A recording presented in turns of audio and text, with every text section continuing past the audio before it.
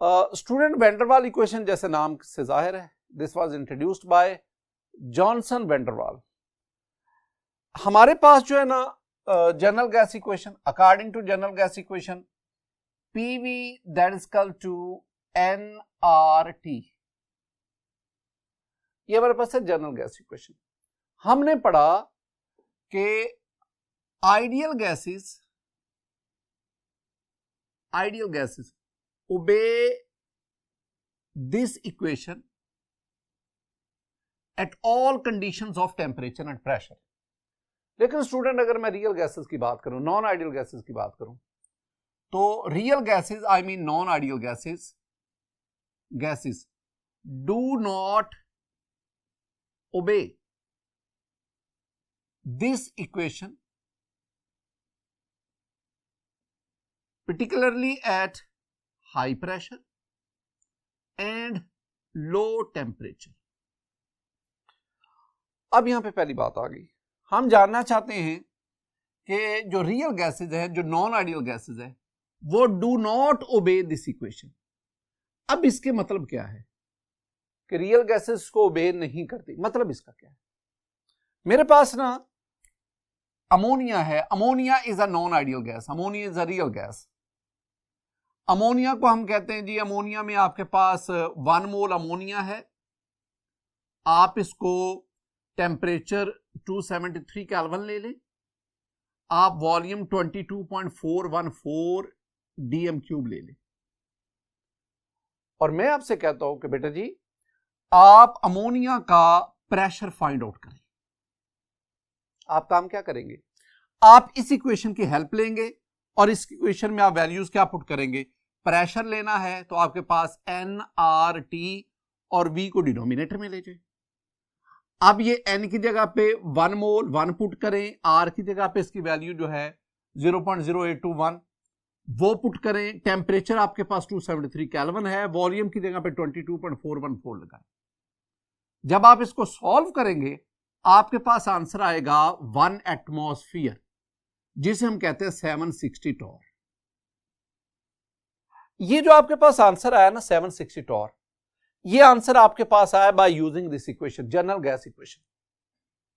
अब आप ये काम करें, आप ना अमोनिया लैब में जाएं, अमोनिया गैस का 1 मोल लेकर टेम्परेचर और वॉल्यूम की ये कंडीशन अप्लाई करें और आप प्रैक्टिकली इसका प्रेशर फाइंड आउट करें। You are provided with modern equipment, उनका इस्तेमाल करके जब आप इसका प्रैक्टिकली प्रेशर फाइंड आउट करते हैं ना स्टूडेंट, तो वो आपके पास जो आंसर आता है ना, वो प्रेशर आपके पास आता है 752 टॉर। प्रैक्टिकली कितना निकाला? 760 torr. I am sorry, theoretically calculate 760 torr, और प्रैक्टिकली आपने कितना फाइंड आउट किया? 7। यानी जो प्रैक्टिकली वैल्यू है वो एक्सपेरिमेंटल वैल्यू से कम आ गई प्रेशर की। अब यहां पे 2 सवाल पैदा हुए। पहला सवाल, या तो ये गलत है या ये गलत है, या तो आपकी इक्वेशन जो है वो इस गैस को सपोर्ट नहीं कर रही, या आपका जो एक्सपेरिमेंटल टेक्निक है, आपके इक्विपमेंट, वहां कोई प्रॉब्लम है।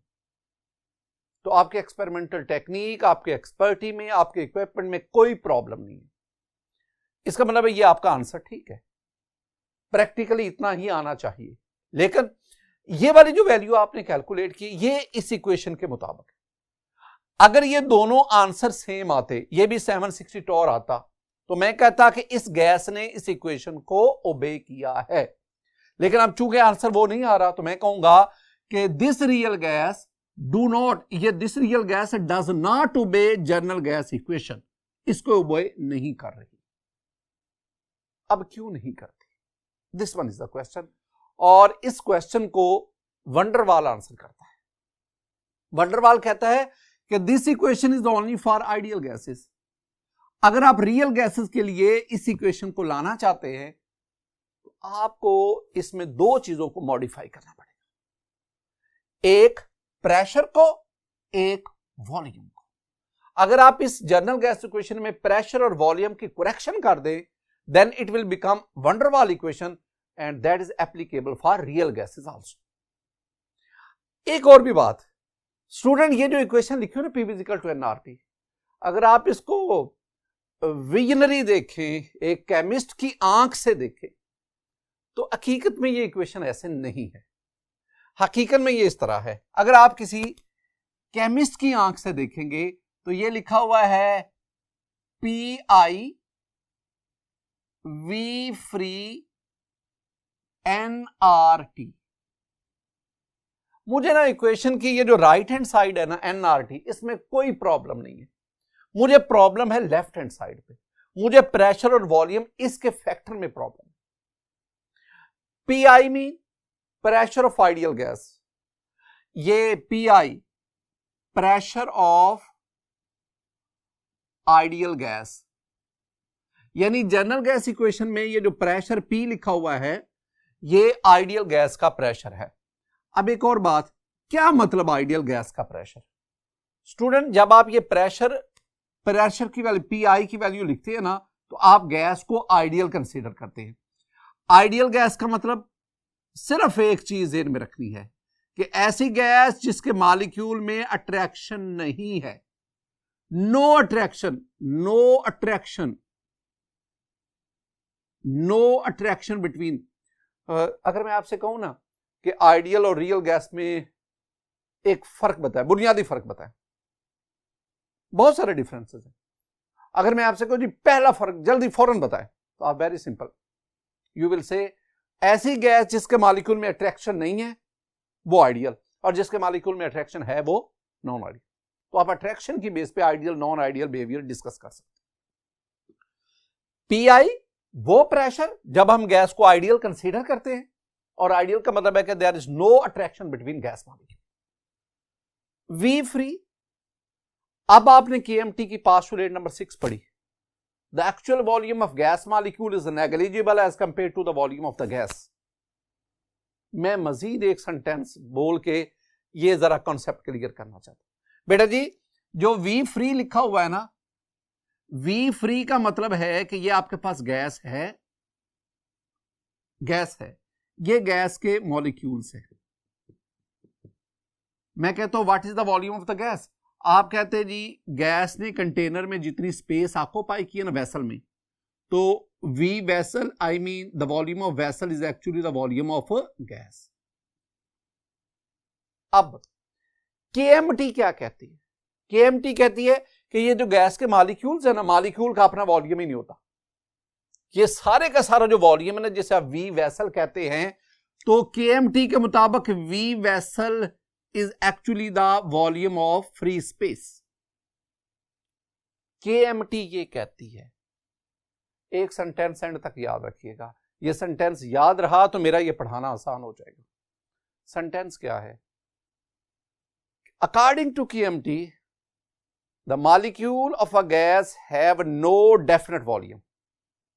KMT कहती है गैस के मॉलिक्यूल का कोई डेफिनेट मखसूस वॉल्यूम नहीं होता, मॉलिक्यूल्स का वॉल्यूम नहीं है। तो फिर हम ये जो कहते हैं कि वॉल्यूम ऑफ गैस यानी V वेसल, ये क्या है? This one is actually the volume of space provided for the molecules to move. Molecules की मूवमेंट के लिए जो स्पेस है, जो फ्री स्पेस है, ये उसका वॉल्यूम।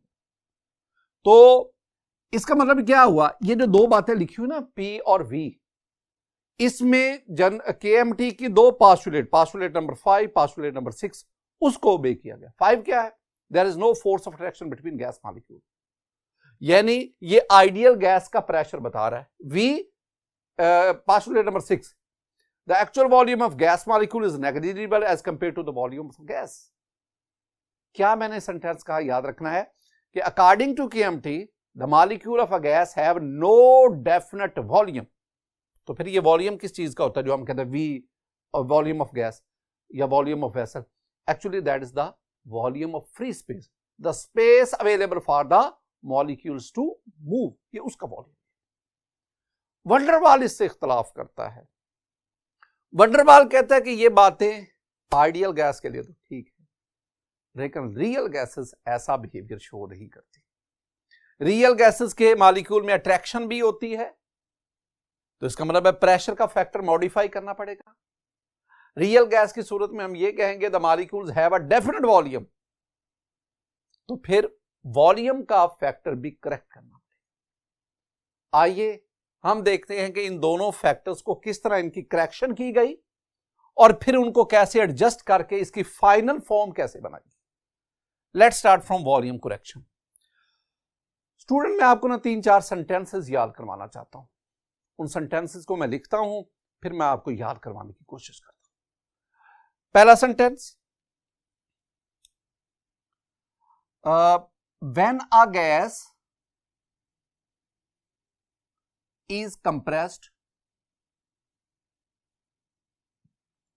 जब आप किसी भी गैस पर प्रेशर बढ़ाते हैं, उसको कंप्रेस करते हैं, the molecules are pushed so close together that repulsive forces start between them।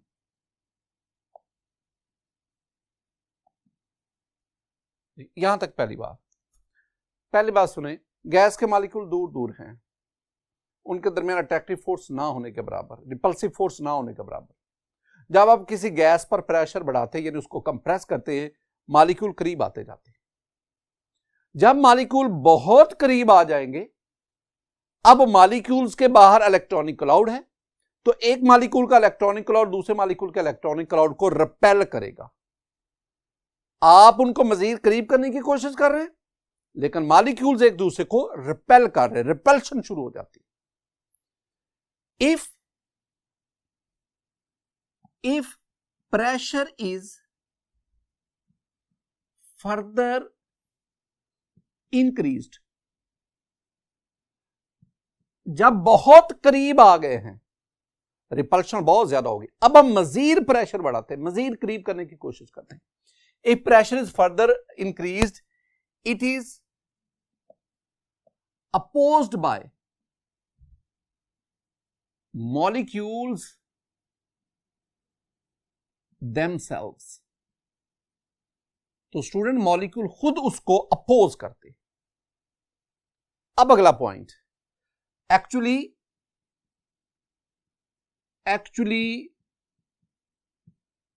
The molecules of a gas have definite volume। No doubt, very small as compared to the volume of gas, but it cannot be neglected. बहुत कम है, लेकिन आप उसको नजरअंदाज नहीं कर सकते। इस सारे सेंटेंस का मतलब क्या है? इसका मतलब है the gas molecule have definite volume. इसका मतलब केएमटी की वो बात कि गैस मॉलिक्यूल का डेफिनेट वॉल्यूम नहीं होता, ये गलत हो रही है। अगर गैस मॉलिक्यूल का वॉल्यूम ना होता, अपना वॉल्यूम ना होता, तो फिर आप उसको कंप्रेस करते जाते, वो आगे से अपोज करता ही ना, वो मॉलिक्यूल कंप्रेस ही होते जाते, और एक वक्त आता कि इतने हाई प्रेशर पे जाकर गैस का वॉल्यूम जीरो हो जाता। ऐसा तो पॉसिबल ही नहीं। तो इसका मतलब है कि गैस का मॉलिक्यूल अपना मखसूस वॉल्यूम रखते हैं, बहुत कम है, गैस के वॉल्यूम के मुकाबले में बहुत कम है, but you can't neglect that volume. आप उसको नजरअंदाज नहीं कर सकते। वंडरवाल पे है, ये एक सेंटेंस आप याद करेंगे। दूसरा सेंटेंस जो आप याद रखेंगे, वेंडरवाल, WAALS, ये स्पेलिंग जरा ठीक रखते हैं student. Van der Waals postulated that actual volume of gas molecule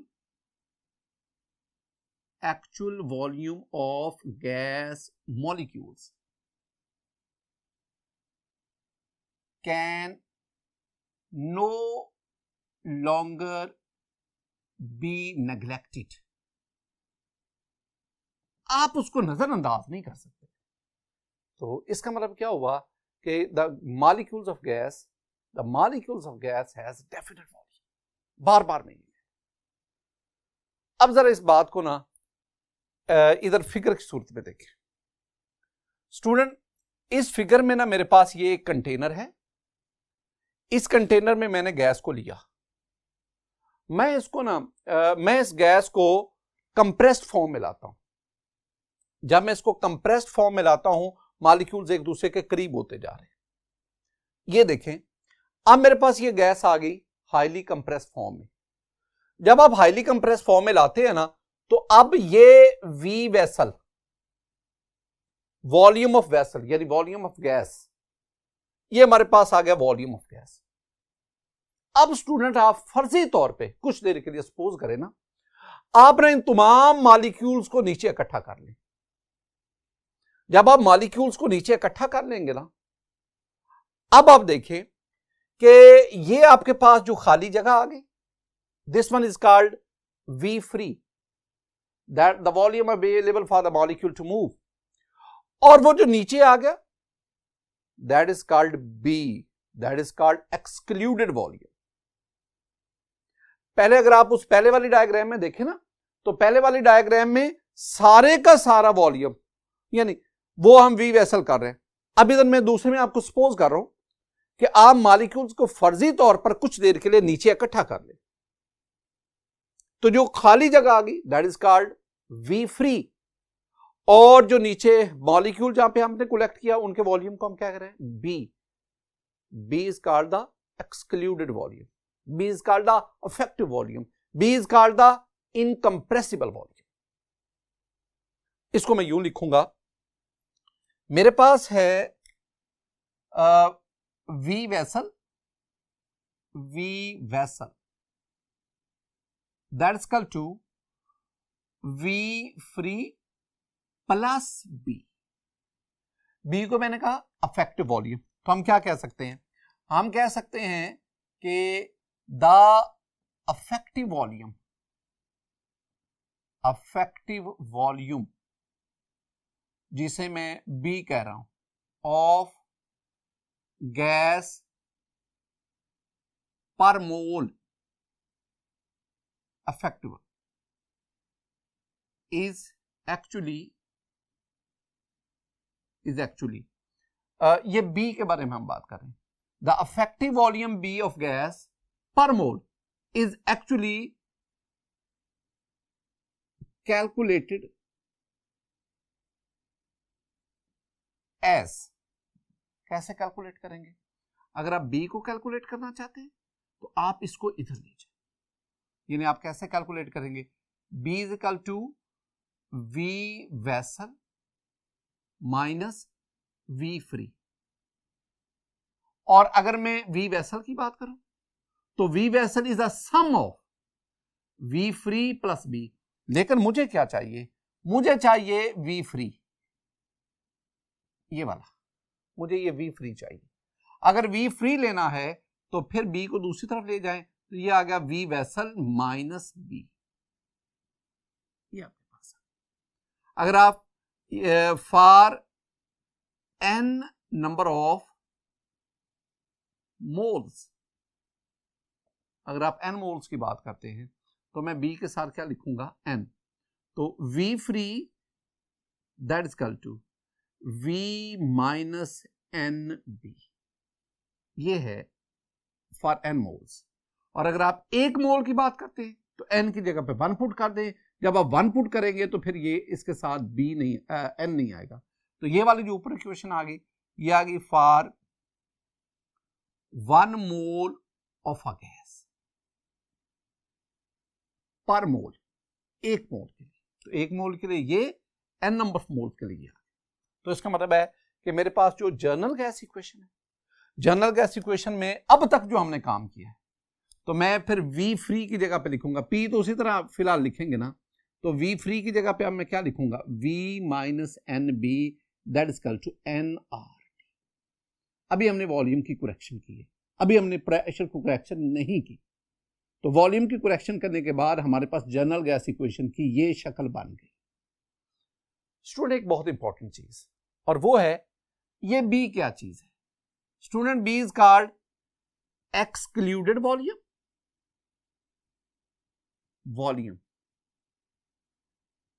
B, हम इसे अफेक्टिव वॉल्यूम भी कहते हैं। अफेक्टिव वॉल्यूम, हम इसे इनकंप्रेसिबल वॉल्यूम भी कहते हैं। आप इसमें से जो मर्जी टर्म। बी स्टूडेंट मैं आपको ना समझाता हूं कि बी है क्या, आपने मुझे स्टेटमेंट बतानी कि बी की स्टेटमेंट क्या हो। मेरे पास ना इस कंटेनर में गैस है, ये गैस के मॉलिक्यूल दूर दूर पड़े हुए। ये गैस आप ले ले 1 एटमॉस्फेयर पे। वेरी इंपॉर्टेंट, आपने 1 मोल ऑफ गैस लेनी है, ये शर्त है। आपने 1 मोल ऑफ गैस लिया सपोज 1 एटमॉस्फेयर पे, मॉलिक्यूल दूर दूर है।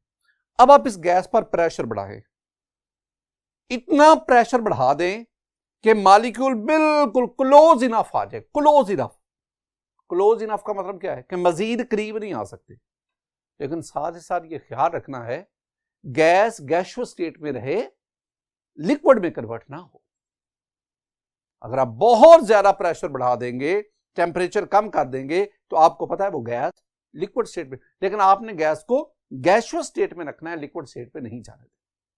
तो हमने क्या किया, हमने इस पर प्रेशर बहुत ज्यादा बढ़ा दिया और हाई प्रेशर पर, एट वेरी हाई प्रेशर, उस पर जाकर अब क्या हुआ, ये मॉलिक्यूल एक दूसरे के बिल्कुल करीब करीब आ गए। क्लोज इनफ की मैं टर्म इस्तेमाल कर रहा हूं, क्लोज इनफ, यानी ये मजीद करीब नहीं आ सकते। गैस कितनी ली थी? 1 मोल। अब ये किस कंडीशन पे आ गई?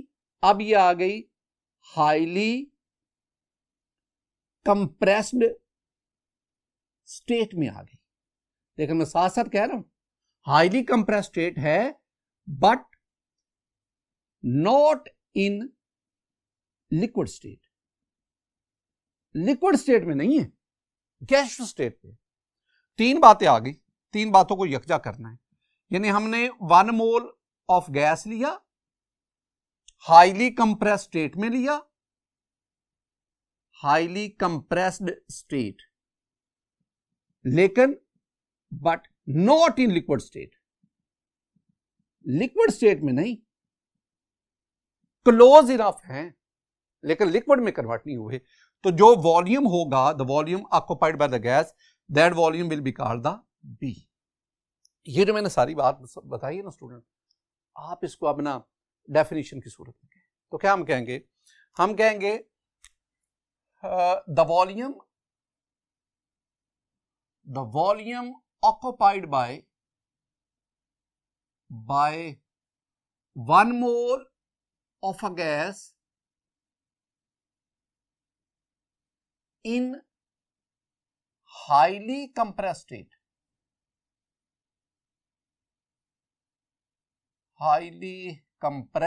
state, but not in liquid state, is called excluded volume,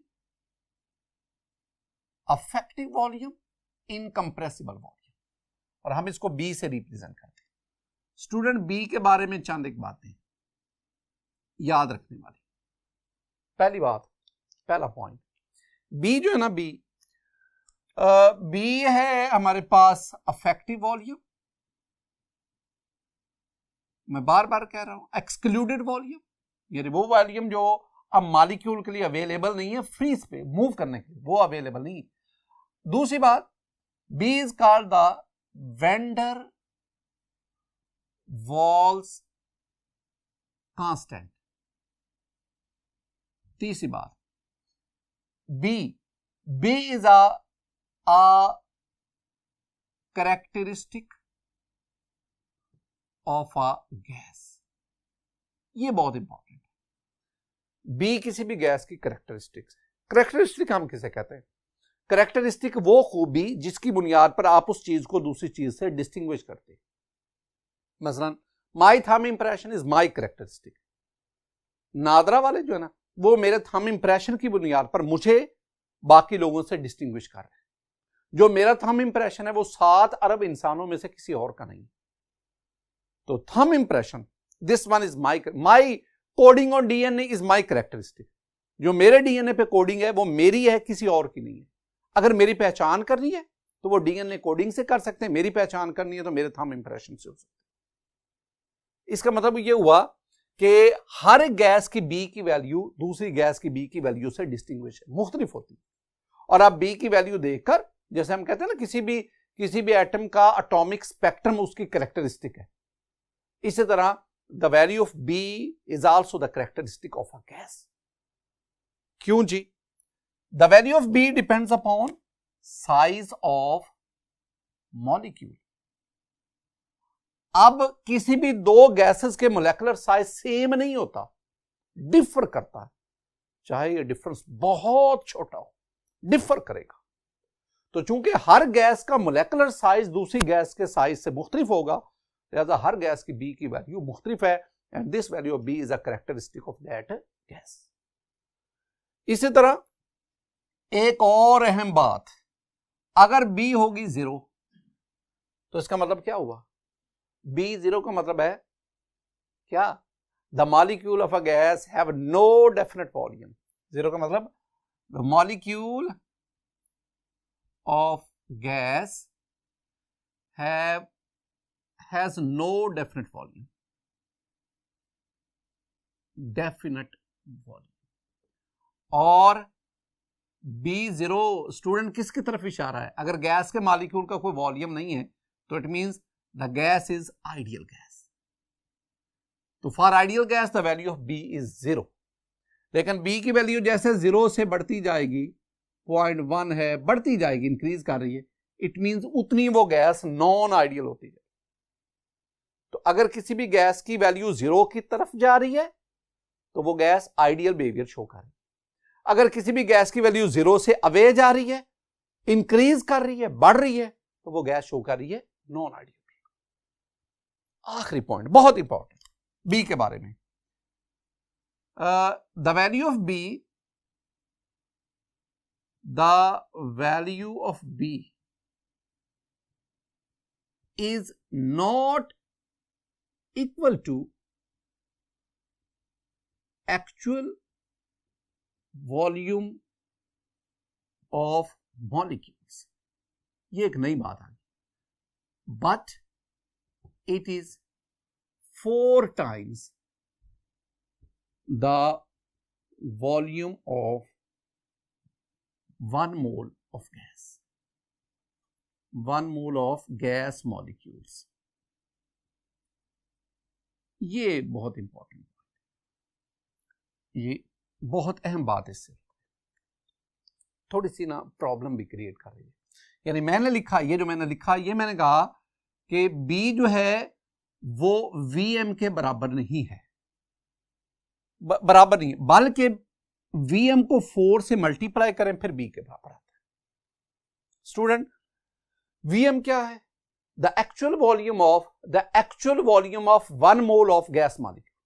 Yeah, simply you may say the actual volume of, yeah, the molar volume of 1 mole of gas। और ये उससे 4 गुना। इसकी ना एक प्रॉपर कैलकुलेशन है, वो जो कैलकुलेशन है ना वो हमारे सिलेबस से बाहर है, लेकिन बहरहाल आप इसको याद करेंगे, आप इसको देखेंगे, इसका मतलब भी समझेंगे। अच्छा, अब जरा एक बात को जरा सुनना, मैं आपको रफली इसका मतलब समझा देता हूं ताकि आपको ये रिलेशन याद रहे। स्टूडेंट, आपके पास ये एक मॉलिक्यूल है, सपोज मैं कहता हूं जी इस मॉलिक्यूल का वॉल्यूम है 1 सेंटीमीटर क्यूब, और ऐसे आपके पास 20 मॉलिक्यूल्स हैं, 20 तो मैं कहता हूं बेटा जी अगर एक मॉलिक्यूल का वॉल्यूम 1 सेंटीमीटर क्यूब है तो 20 मॉलिक्यूल्स का वॉल्यूम क्या होगा? आप सिंपली क्या करेंगे, आप इसमें 1 सेंटीमीटर क्यूब प्लस 20 ऐड कर लेंगे तो आपके पास वो आ जाएगा 20 सेंटीमीटर क्यूब। ये जो मैंने लिया ना, this one is the actual volume of molecules. Actual. अब मैं आपसे कहता हूं कि जनाब आप इन 20 मॉलिक्यूल्स को अरेंज करो, अरेंज करने के बाद मुझे इसका वॉल्यूम बताओ। तो आप ना एक ये मॉलिक्यूल, दूसरा मॉलिक्यूल इसके यहां लगाएंगे, तीसरा मॉलिक्यूल ऊपर लगाएंगे, चौथा मॉलिक्यूल इधर लगाएंगे, पांचवा मॉलिक्यूल इनके, इस तरह आप 20 मॉलिक्यूल्स को अरेंज करेंगे। अब मैं कहूंगा अरेंजमेंट के बाद अब आप इनका वॉल्यूम, ये आपने जब अरेंज किया ना तो आपने मॉलिक्यूल्स को बिल्कुल क्लोज इनफ कर दिया। अब मैं कहता हूं अब इनका वॉल्यूम बताएं टोटल कितना होगा, तो आप कहेंगे सर इनका वॉल्यूम है 80 centimetre cube. This one is the actual volume and this one is the b, excluded volume, incompressible volume.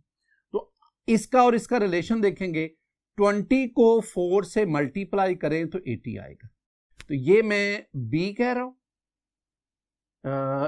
Incompressible volume, और ये वाला जो है इसे मैं क्या कह रहा हूं, ये तो मैंने आपको याद करने के लिए एक टेक्निक बता दी।